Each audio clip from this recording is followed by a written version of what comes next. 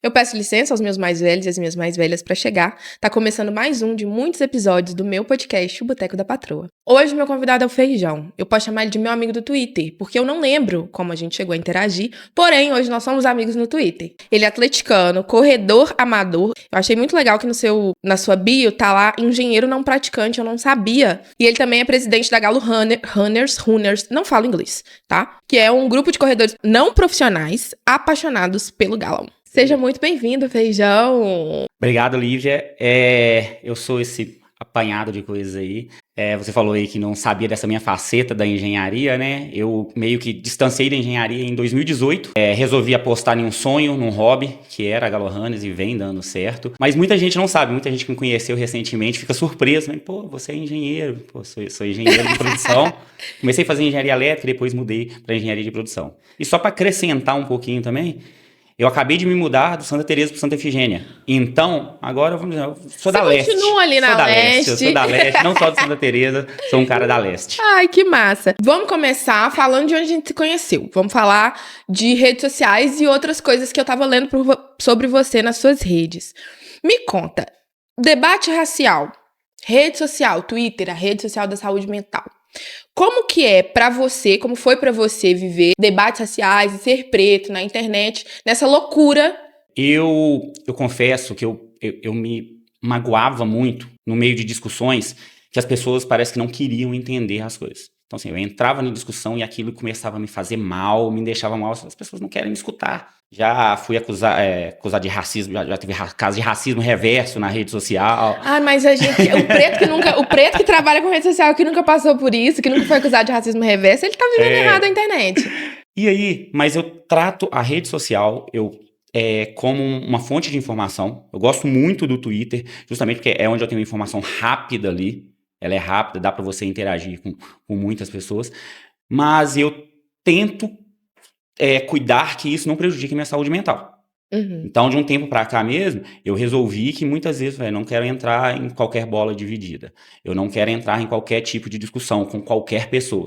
Com algumas pessoas eu topo um tipo de discussão, com outras pessoas eu não topo. Uhum. Tem gente que é mais ou menos jogar xadrez com pombo, né? A pessoa não vai jogar, ela vai cagar no tabuleiro, derrubar as peças e vai sair gritando que venceu. Exatamente. E tem dia que eu vejo uma mensagem, alguém me responde, me questiona alguma coisa, eu fico assim, responda ou não responda? Responda ou não responda? Eu fico ali, meia hora, vou responder, mas vou responder uma vez só. Sim. Não vou dar, não vou ficar nesse embate, com uma vez. Se a pessoa quiser aprender, quiser saber, ela aprende. Porque eu também não sou professor, não vou ficar dando aula, ensinando o que é racismo para as pessoas, o que é política social para as pessoas. Nós temos muita informação disponível, então tem pessoas que têm as informações, mas não querem ter as informações. A informação está disponível, mas ele não quer. Ele quer continuar naquela bolha de WhatsApp dele, quer continuar dizendo, mas sempre foi assim. Esse sempre foi assim. Se o que sempre foi assim fosse para continuar sendo, a gente estava escravizado até hoje. Eu acho que tem gente que tem essa síndrome de Gabriela, né? Nasci assim, cresci assim, vou morrer assim e não quer arredar o pé. Mas eu acho que também tem uma coisa que você falou aí das fake news de WhatsApp, por exemplo. Tem muita gente que, pelo fato da informação ser simples, sabe? Pelo fato de ser uma informação básica, mais fácil de entrar no cérebro, a pessoa prefere aquilo, que é uma informação burra, errada, mas como foi fácil de entender, a pessoa prefere ficar naquilo. Eu falo muito, a gente estava muito em discussão, muita gente questiona que o campo progressista, a esquerda brasileira, se comunica muito mal. Sim, eu concordo. Concordo. Eu também concordo com isso. Só que com outras discussões a gente fica pensando, e a gente pensar na diferença que é a comunicação da esquerda com a direita. Nós pegamos uma informação, a gente avalia se a informação é certa, é correta, vale a pena divulgar, não vale a pena divulgar, como que a gente vai fazer essa divulgação? A direita não, ele recebe a informação, ele repassa. Sim. É verdade ou não é? Não sei. Sim, depois a gente descobre. Quanto mais memético o vídeo... só passa. Eles não querem saber se é verdade ou não é. Sim. Muitas vezes, descobre. Isso era mentira.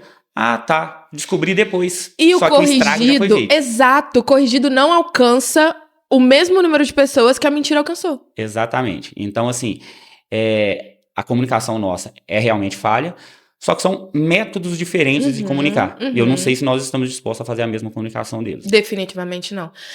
Eu sempre fico pensando nisso. Na faculdade era uma briga que eu tinha com os professores, porque os professores da UFMG tinham um pouco de preguiça com historiadores e youtubers.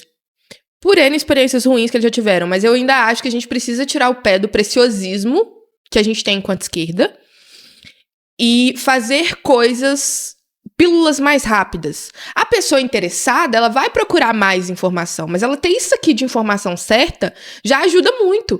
A gente tem uma mania de querer ficar fazendo um conteúdo muito, muito, muito, muito explicado, que, mano, minha mãe não vai assistir um vídeo de 5 minutos explicando por que aquela fake news é fake news, mas ela assistiu o vídeo de 30 segundos espalhando a fake news. Eu confesso que, durante a minha graduação, a matéria que eu menos gostava era história. Eu não gostava de história. Sou um cara de exatos, adorava matemática. Então, não gostava de história. Apesar de ter tido professores maravilhosos de história. Sou apaixonado com meus ex-professores de história. Quando eu cheguei na faculdade, movimento estudantil, eu senti uma necessidade. Eu falei, pô, faltou algo aqui. Você fez parte do movimento estudantil na faculdade? Eu fiz parte do movimento estudantil secundarista.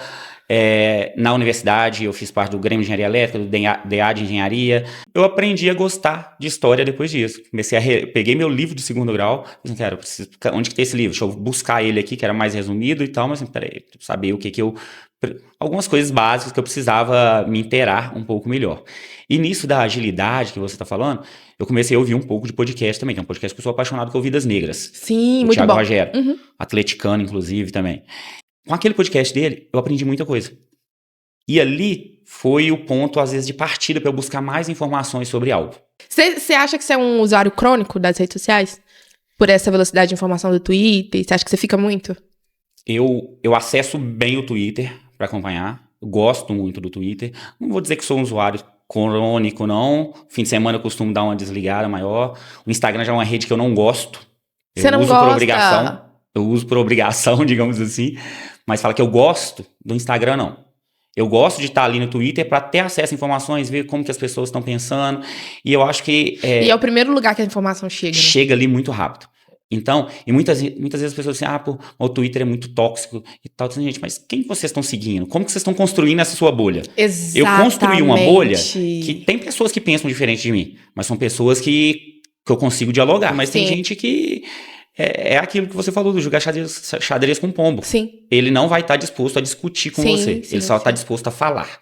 Eu adoro discussão, qualquer tipo. E geralmente falar besteira. Eu adoro qualquer tipo de discussão. Quer conversar comigo sobre futebol, sobre política, sobre religião, tudo? Adoro, eu gosto. Desde que você também esteja disposto a escutar e a gente tentar entender o outro. Sim. Eu sempre tento entender o ponto de vista do outro. Mas na internet tem muito disso, né? A pessoa, ela não tá te ouvindo pra te entender, ela tá te ouvindo pra te rebater. Ele não quer saber o que você pensa, não quer saber se você tá certo ou errado. Ele quer simplesmente esperar um deslize seu pra ele falar que você tá errado naquele ponto e desvalorizar tudo que você falou. disse. Tudo que você disse tá errado. Às vezes ele tá ali esperando um vacilo pequeno seu. Então isso a gente tem que tomar muito cuidado. Sim. A gente tem que tomar muito cuidado, porque qualquer coisinha que você fala pode ser... pode gerar um cancelamento, digamos assim. Né? Eu tenho uma máxima na minha vida que é... Se eu desligar, se eu bloquear a tela do meu telefone, esse problema continua existindo? Se ele continua existindo, ele é um problema. Se ele não continua existindo, ele não é um problema. Teve um cara uma vez que eu fiz um... Eu comentei alguma coisa no Twitter, acho que eu tava falando mal da Luísa Sonza. E aí ele virou pra mim e falou assim... Eu vou te deixar com depressão. Falei, querido, você chegou atrasado. Eu já estou com depressão. Então assim, as pessoas elas têm na internet, parece que uma necessidade de te atingir muito além da tela do celular. Quando a gente dá esse espaço para as pessoas. Você gosta de falar de política em rede social? Política partidária. Então, eu gosto de falar de política como um todo. O meu Twitter, principalmente, eu falava basicamente de política. Então, e eu acho que tudo na vida é política. Eu odeio quando as pessoas viram e falam assim, eu não gosto de política. Então você não gosta de viver. Porque tudo é na vida é política. A política vai influenciar em tudo. As pessoas não deixa eu trabalhar para ver se eu não consigo. Você pode Meu irmão, você tá trabalhando, é política também. Se você não estar trabalhando, também é política. Mas eu gosto também dessa política partidária, entender o sistema, entender o jogo. Na última eleição de vereadores em BH, eu gosto muito de acompanhar dados, números. Eu fui levantando muita coisa, então muita coisa minha acabou viralizando. Eu lembro. Você lembra? Lembro. Porque a gente não se conhecia nessa A época gente ainda não se conhecia, mas a gente tinha amigos em comum. E o Twitter tem esse negócio. Você curte um trem, todo mundo vê. Entendeu? Tem isso. Eu falava, sem muito medo de falar só quem que eu sou, o que eu penso. Uhum. Daí vem, sim, algumas críticas, vem gente que concorda, tem gente que discorda, mas eu gosto muito de apresentar fatos. Então, sempre que eu dou uma opinião, eu dou uma opinião em cima de fatos. Embasada. Então, assim, quando alguém vem me confrontar, a pessoa tem que estar bem preparada também. Uhum. Porque é um assunto que eu gosto e que eu me envolvo. Eu acho que é um mau costume da direita brasileira achar que todo mundo fala de tudo tirando o sovaco. A gente ainda continua pesquisando as coisas pra falar. E eu queria aproveitar pra te perguntar sobre aquele texto seu, sobre o seu descobrir-se enquanto pessoa preta. Eu li aquele texto. Uma coisa que me deixou muito, muito, muito impactada foi a parte das luvas. Conta essa história. Então, Lívia, eu confesso, eu sempre me entendi como preto, assim, pensando como cor, mas não como um debate racial. Uhum. Assim, eu não tinha essa consciência racial, Sim. digamos assim. E eu achava que as pessoas tinham o direito de me chamar de macaco, de brincar. Já teve conhecida que trabalhou comigo, que falava que odiava preto, que parecia um macaco. Eu achava que ela tinha o direito. Eu passei anos achando que era o direito dela, a liberdade de expressão dela. Eu tô assim... Meu Deus. As coisas que a gente se submete, internaliza, uhum. que a gente se submete, que a gente aceita, eu assim, gente, isso tá muito errado. E aí, um dos motivos que começou a me dar gatilhos para entender que tinha algo errado foi com a minha ex-esposa. A gente foi indo em supermercado, muitas vezes eu tava com fome. A gente no supermercado, ela assim, pega um negócio aí, abre aí e come. Eu disse, não, na hora que a gente passar, eu pago e como. Ela assim, abre de uma vez aí. Ela era uma pessoa branca? Sim. Ela assim, abre aí. Eu tô assim, não. E depois que eu fui entender por que eu não abri, porque ela sempre, desde criança, foi acostumada a ir no supermercado, tá com fome, pega o pacote de biscoito, abre e come. Uhum. Eu pegava, se eu tava de mochila, eu fazia questão de mostrar que eu não mexi na mochila pra ninguém falar que eu coloquei algo na mochila. Se eu peguei um biscoito, eu tô com ele na mão ali, você não vou abrir ele. À vista, de preferência com a nota de dinheiro na outra mão. Pra ninguém achar que eu tô indo pegar e levar aquilo dali. E eu sempre gostei de andar muito de chinelo, de bermuda. Então, tipo assim, é algo que vai pesando um pouco mais na imagem do preto ali também, do negro. E aí... eu fui entendendo que, peraí, não tá certo a pessoa não gostar de preto, achar que isso é um direito dela. Não é uma opinião. Não é uma opinião. A existência não tá em discussão. Não tá em discussão. Comecei a entender e comecei a voltar em várias coisas que aconteceram na minha vida, que eu fui entendendo assim, gente, mas isso era errado, como é que eu naturalizei e achei isso correto, normal por tanto tempo? E esse fato que você citou é um fato que é muito marcante pra mim, que eu tinha 9 anos de idade. Isso ficou na minha memória, eu não sei lá por quê, não, eu sei por que ficou na minha memória, mas eu nunca entendi o porquê. Eu fui entender com quase 30 anos de idade, hoje eu tô com 40, com quase 30 anos de idade que eu fui entender por que aquilo estava guardado na minha memória. Nossa. Ensaios de festa junina, a professora costuma escalar os alunos para dançar ali com base na altura. A mocinha que ia fazer par comigo, branca, ela não queria ensaiar comigo, ela não queria dançar comigo. Nos ensaios, ela dançava sem a gente se encostar. Ensaiava lá, o passo é assim e tal, mas a gente não encostava. Eu falei assim, é direito dela. Minha cabeça de criança de 9, 10 anos, a professora falou, tá bom, mas no dia da apresentação, você vai dançar bonitinho, igual todo mundo, vai encostar na mão dele e vai dançar direitinho. Beleza. No dia da apresentação, ela apareceu com uma luva branca daqui até aqui, para ela poder encostar na minha mão. E aí que eu fui entender, velho, o tom cruel. Isso com a criança. Sim. Era outra criança. Ela aprendeu isso com alguém.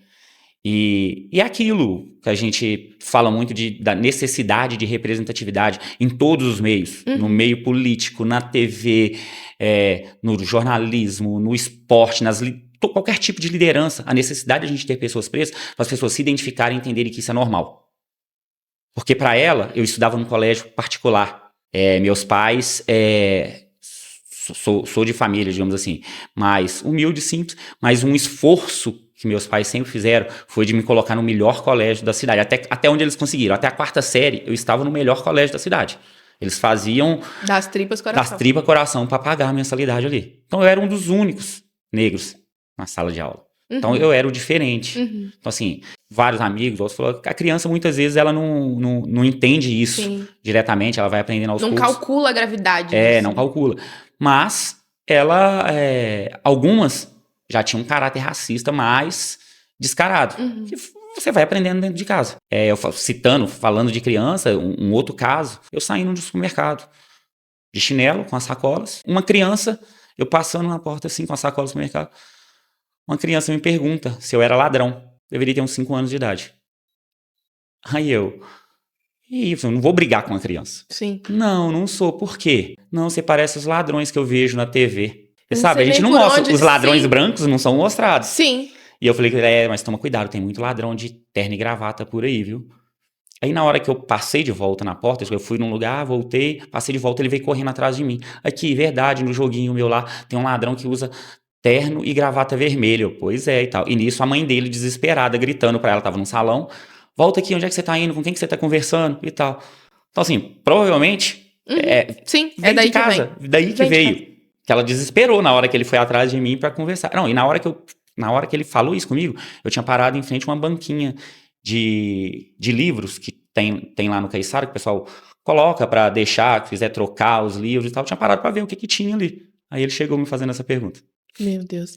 Eu acho que é tão sintomático quando a gente vê isso em criança, porque a criança não tem o filtro que o adulto tem. O adulto, ele pode pensar isso, mas ele não vai te falar, porque aí a gente já cresceu, a gente precisa ter uns filtros sociais. A criança não. O meu filho, por exemplo, eu já vivi episódios do meu filho, de alguém me chamar em casa, eu falo que eu não tô, meu filho chegar e falar, minha mãe mandou falar que não está. A criança não tem esse filtro, então se ela tá reproduzindo isso é porque ela ouviu alguém dizer, não é simplesmente porque ela só via. Pode acontecer, a representatividade, como você falou, é muito importante, mas eu acho que alguém dá uma reforçada aí. Parto do pressuposto, eu falo o seguinte, olha, a geração dos meus pais é uma geração que viveu uma vida inteira normalizando o racismo, a homofobia, normalizando muita coisa. Sim. Eles se manterem assim hoje não é certo. Mas não dá pra gente esperar que seja do dia pra noite. Que seja do dia pra noite, que vai mudar completamente uma construção de 60 anos. Sim. Não dá. Mas, quando eles fazem algo errado, se posicionam de uma forma errada, a gente tem o dever de ali cutucar, explicar, educar. Não é isso. Esperar que vai mudar, não tem essa expectativa, não. A nossa geração, eu já acho que, assim, nós somos criados também, uma certa parte da nossa vida, até ali a adolescência, normalizando muita coisa. Nossa! A gente normalizou muita coisa. Sim. Gente, aquelas listas de colégio, que eu acho que todas tinham, dos bonitos e dos feios da sala. Quantas vezes fui eleita a mais feia da escola? Quantas vezes? E eu lembro disso. Eu lembro quem era a menina mais feia da minha sala, segundo essas listas. Preta, e ela é maravilhosa. Eu imagino. E ela é maravilhosa. E eu tô assim, gente do céu, como que a gente achava aquela menina feia? É porque ela era preta, simplesmente por isso. Eu sempre falo isso. Eu fui eleita a mais feia da escola, sexta, sétima e oitava séries. 3 anos seguidos. Geralmente eleita por pessoas que depois que eu fui pro ensino médio, fui adulta, vieram dar em cima de mim. Eu nunca fui feia. A galera que sempre foi racista. Exatamente. E aí, a nossa geração teve essa fase, mas começou a chegar muita informação e a gente entender que isso é errado. Então, assim, a gente já tem obrigação de saber o que é certo e errado. Sim. A gente, tipo assim, nós podemos, digamos que, errar, que a gente vai continuar errando. Você machista em um certo momento, você homofóbico em um certo momento, mas você tem que entender, peraí, te falaram que isso tá errado, você, às vezes, sozinho mesmo perceber que aquilo tá errado, peraí, errei. Entendi que eu errei. Sim. E você vai consertando isso. A geração que vem agora, geração de adolescentes de 20 anos, dos mais jovens... Não tem mais esse direito. Eles não têm mais esse direito. Eles já nasceram com todas as informações, sabendo o que é o certo e errado. Se faz errado, se eles querem ser racistas, é porque eles querem mesmo ser racistas.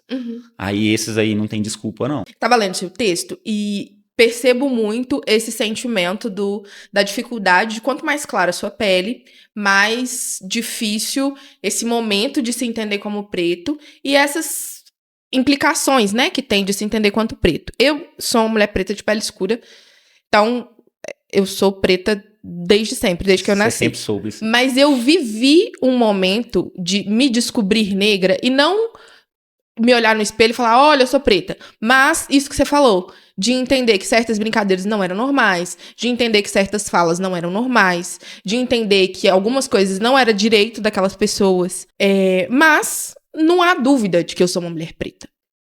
Como que você lida nesse espaço de internet, porque a gente vê muita besteira, com essa nova geração que já não pode mais se dar o direito de errar, porque já sabe, a informação já tá toda ali, mas ao mesmo tempo, essa dificuldade de ter a pele clara e entender o racismo nesse país e lutar contra essas coisas e ainda ouvir de gente, você não é tão preto assim, no seu texto você fala disso, né? Você não é preto, você é moreninho. Como que você lida com isso? Então, quando eu escrevi aquele texto, foi meio que um desabafo, que, tipo assim, eu precisava organizar minhas ideias para entender quem eu era. Uhum. Eu sempre me entendi como um preto. Uhum. Só que aquilo que você falou, achando que as pessoas tinham o direito de humilhar mesmo, né? Achando que era o direito deles. Desde pequeno, meu apelido na escola de futebol era Fumaça. Os amigos chamavam, era preto, pretinho e tal. Assim, eu nunca achei isso como, assim, pejorativo, de forma pejorativa. Mas tem eu acho que tem não. muito a ver com o tom também, né? Que Tem, lógico. O tom é primordial. Sim. É primordial. Hoje a gente fala de racismo nas redes sociais e na TV, quase sempre quando alguém chama o outro de macaco. Gente, sim. Ou joga uma banana no meio do campo. Sim. Parece que é só isso. Isso é uma pontinha. Todo mundo se revolta com aquilo. Mas aí você vai perguntar pra ele, como que é a sua rede de amigos? Não, eu tenho amigos pretos que trabalham pra mim. Ah, tá. Mas aí, meu irmão... Todo mundo é antirracista.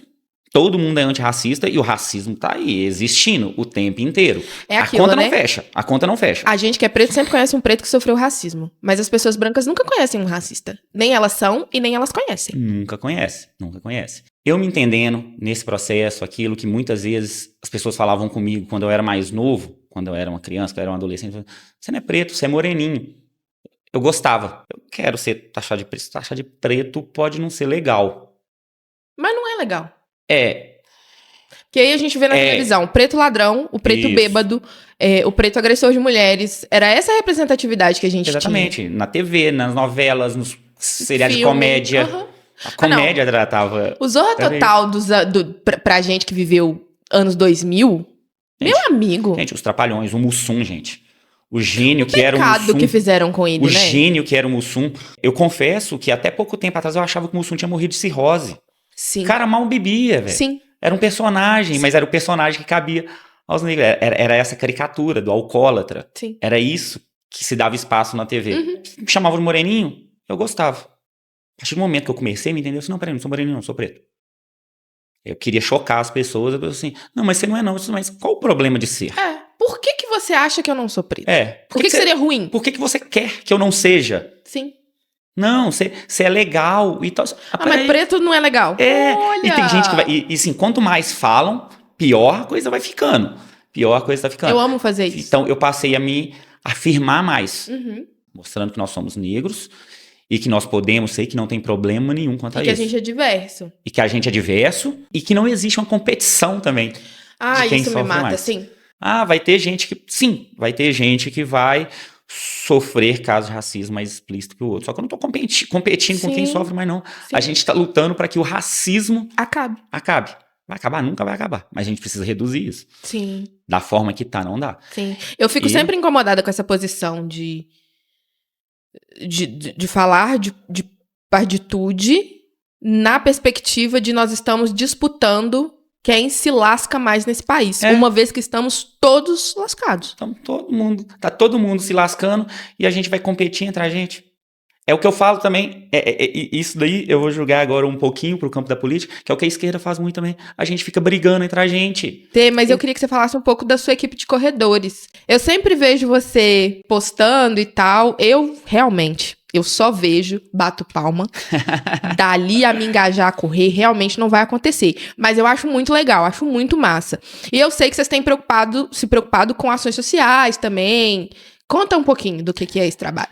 Então, a Galo Runners é um grupo de corrida de atleticano. Ela surgiu Na primeira corrida do Galo, em 2015, um grupo de amigos se reuniu para treinar junto e correr. 2 deles já corriam, os outros não.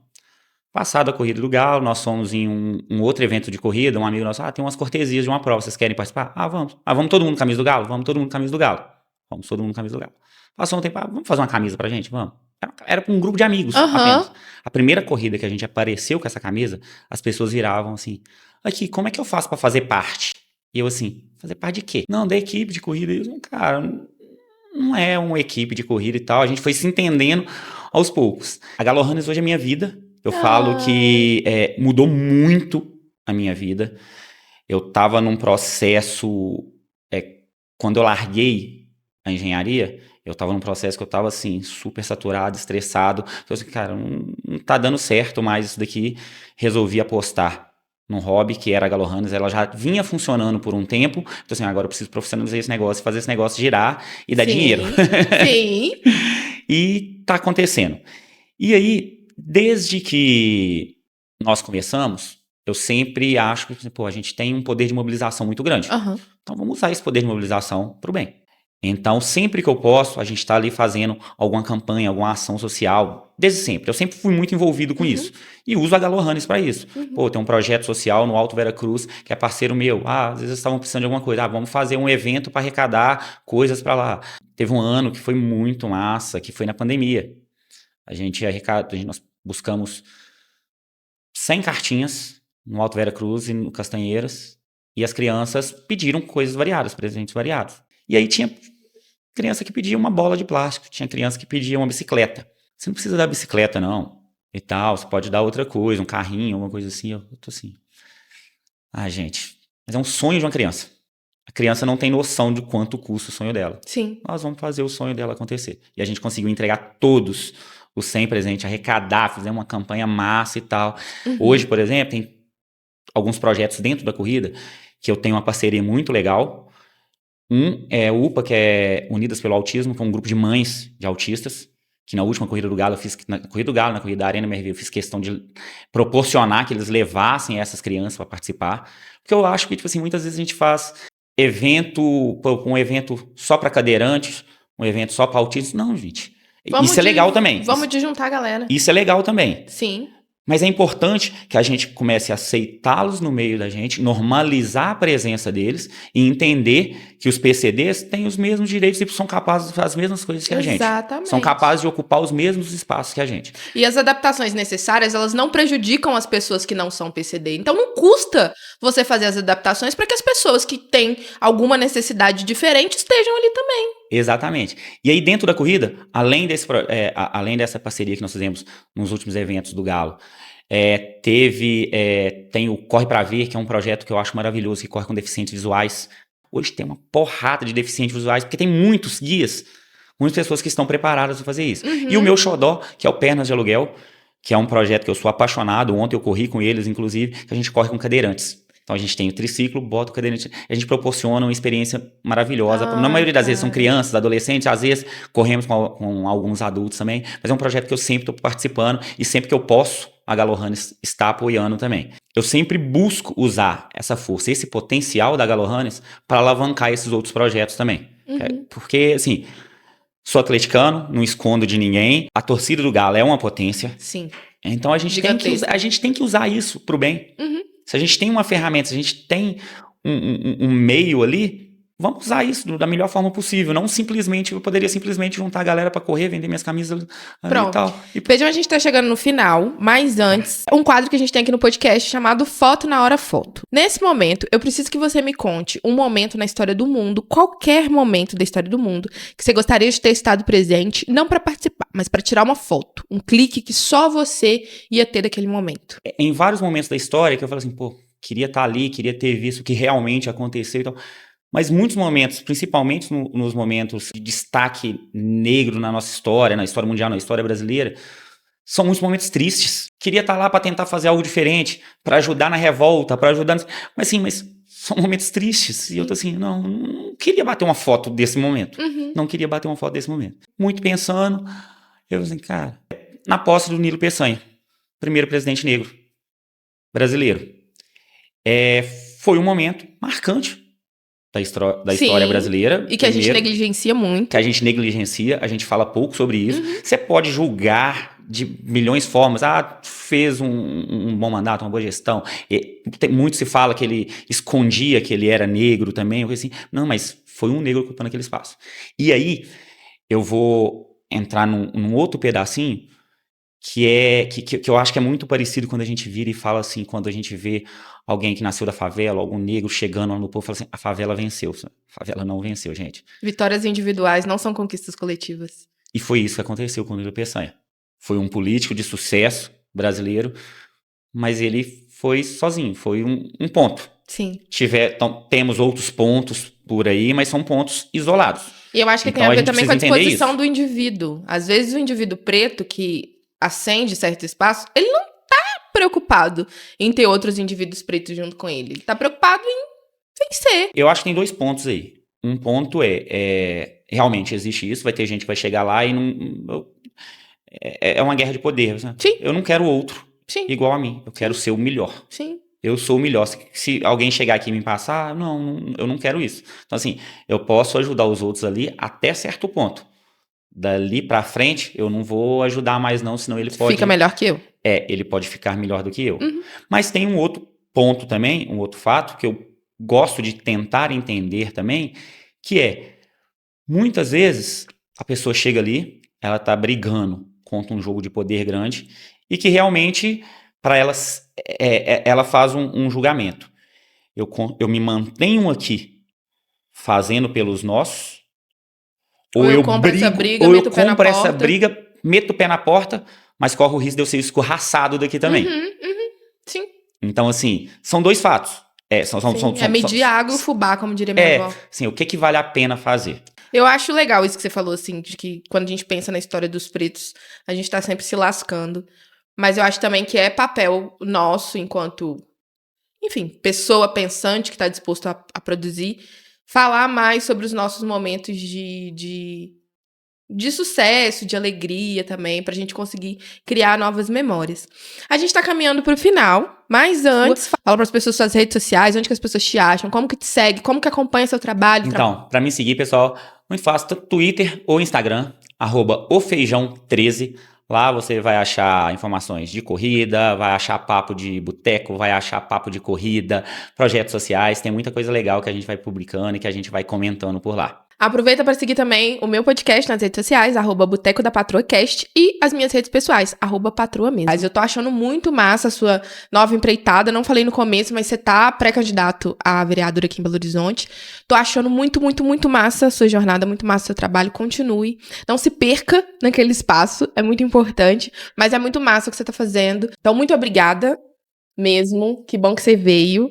E é isso, gente. Eu espero que vocês tenham gostado. Espero que você tenha gostado de estar aqui. Muito obrigado mesmo pelo convite. Como você disse, foi um convite de boteco que me pegou de surpresa. Seguia, a gente já conversava, a gente já se conhecia. Mas a forma como você falou que estava admirando o que eu estava fazendo me surpreendeu e isso é muito legal. Sou pré-candidato a vereador em BH e cada carinho, cada mensagem dessa que tem chegado pra mim, me dá um gás danado. Porque a gente precisa de pessoas normais ali naquele espaço. Sim, por favor. Não pessoas que trabalharam a vida inteira, que vêm com um monte de dinheiro, e que não trabalharam, na verdade. Vive de herança política. Vive de herança política, que jogam um monte de dinheiro em cima de uma campanha e que não escuta, não sabe quais são as dores da população. Sim.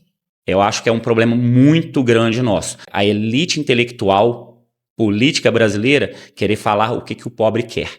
E não escutar o que o pobre quer. A gente não precisa de salvadores, a gente precisa mais dos nossos e das nossas, colocando as nossas demandas lá também. Exatamente. E é isso. Obrigada por você ter vindo. Eu espero que vocês tenham gostado. Um beijo. Até a próxima. Tchau. Tchau. Gostasse? Muito. Ah, que bom.